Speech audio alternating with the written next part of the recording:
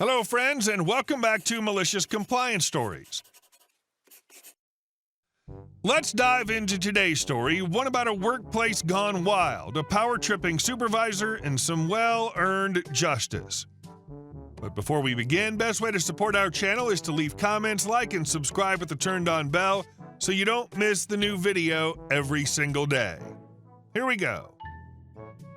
I said I can't work there. At my previous job, I worked as a peer trainer. Essentially, I was required to do my assigned job to its full capacity while also teaching everything to the newbies straight off the street. Not only did I agree to do this, I had volunteered for it, so this isn't a story about overwork. I worked in a large room where there were 5 stations of machines all lined up in a row from one wall to the other. All stations do the exact same thing, just with their own bugs and hiccups. One wall wasn't even a wall, but a giant window that looked into the break room. I have major anxiety about being snuck up on or watched without my knowing, enough to cause sudden anxiety attacks that can last for hours or until I can remove myself from the room/building and sleep it off. I hate it. It's super inconvenient. Thankfully, this isn't an issue for the most part because since I know the triggers, I can avoid them or set up precautions, like sitting with my back to a wall, and my coworkers are usually understanding and don't sneak up on me. This window also proves to be a distraction for the trainees because they'll try to look for and interact with their friends who are in the break room. I get that the job I was training them for was boring as heck, 12 hours long and on the night shift, but we were working on large machines that needed to be watched at all times in case they jammed or broke, which was often. Thankfully, my station was the third one away from the window, so I could easily keep everything maintained.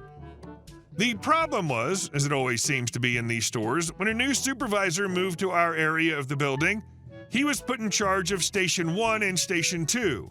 I'm assigned to Station 3, and technically speaking, Station 1 was supposed to be the training station. I had previously made a verbal agreement with his predecessor and the training team that I could stay on number 3 because of the previous points. Without asking or even giving me a heads up, I came back to work from a vacation day to find that I had already been reassigned to Section 1, despite the protests of my coworkers in my absence.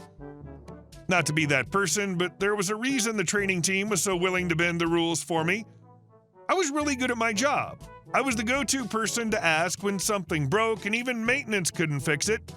I've been told by my own leads that they refused to let me transfer off their team without my insistence, so a sudden and unprompted transfer like this was commonly considered extremely rude and was usually used as a punishment. I figured that, as I had never met this new super before, I would just go talk to him and strike up the same deal as I had with all his predecessors for 4 years. I even had the lead for Station 1 come with me to confirm my case and act as witness. She knew me well as an operator because I'd come over to help her fix her machines all the time, so quickly realized that I was not going to budge on the transfer, so I told him calmly that I was ready to quit being a trainer that day and to have the extra pay cut off immediately. It's not like I was going to lose my job and the trainer pay was less than $1 more an hour. I was doing this because I wanted to, not because I needed it. He was shocked. We eventually agreed that I'd finish training my current trainee in my area while he looked for someone else, and until my request to quit training made its way to payroll, cool. Apparently not cool. He came back 3 days later saying, with no proof or paper, claiming that HR had said I had no choice. This bothered me for a few reasons. First, he didn't call me into a meeting for this. He, despite my many warnings to him about my anxiety triggers, snuck up behind me with a group of supervisors to deliver the order. Second, none of the supervisors with him were actually ones in charge of me in any capacity. My lead, direct supervisor, or any of the training team that I was under were not there. I want to make this clear. This man was not my boss in any way. He was assigned to the training section, yes, but had no authority over the trainers as trainers.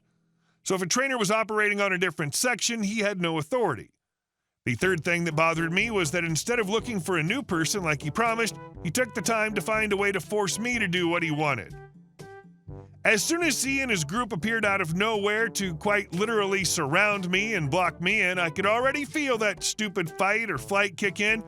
I could barely keep my brain together enough to actually register what they were telling me, I could only agree in hopes that it would get them to leave sooner, hoping that I might be able to calm myself down and get in control again. I really hate causing a scene.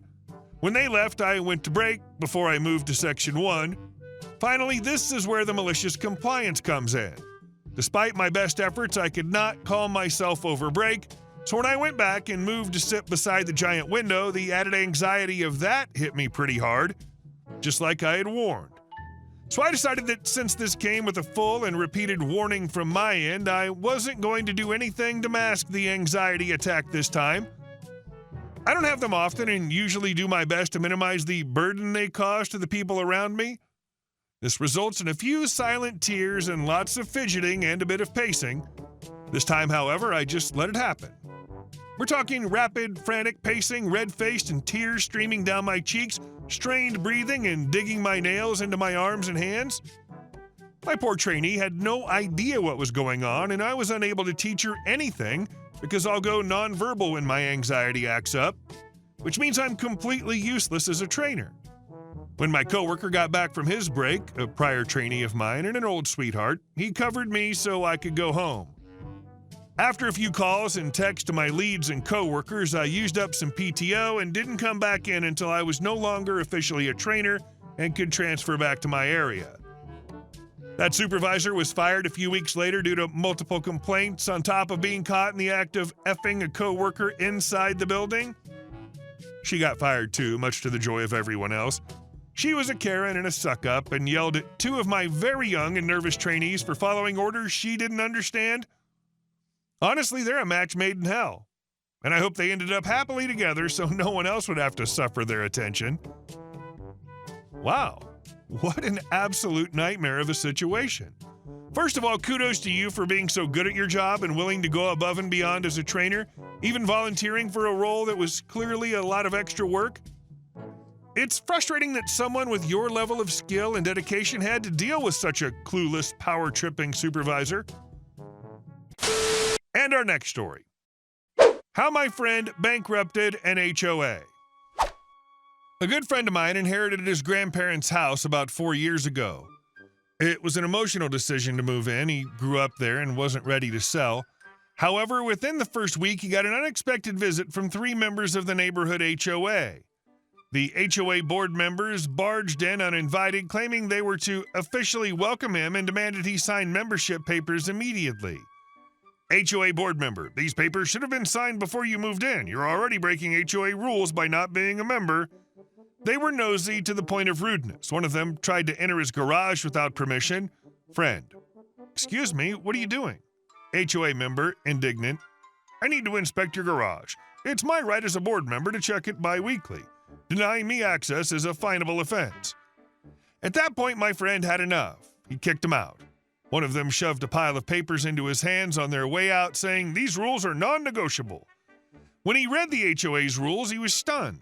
They demanded things like allowing mandatory bi-weekly inspections of his home, prohibiting the garage from being used for storage, requiring lawns to be mowed weekly and snow to be shoveled every 2 hours, starting at 5 a.m., limiting parking to 1 car outside. The rules were ridiculous. He decided then and there that he would never join their HOA.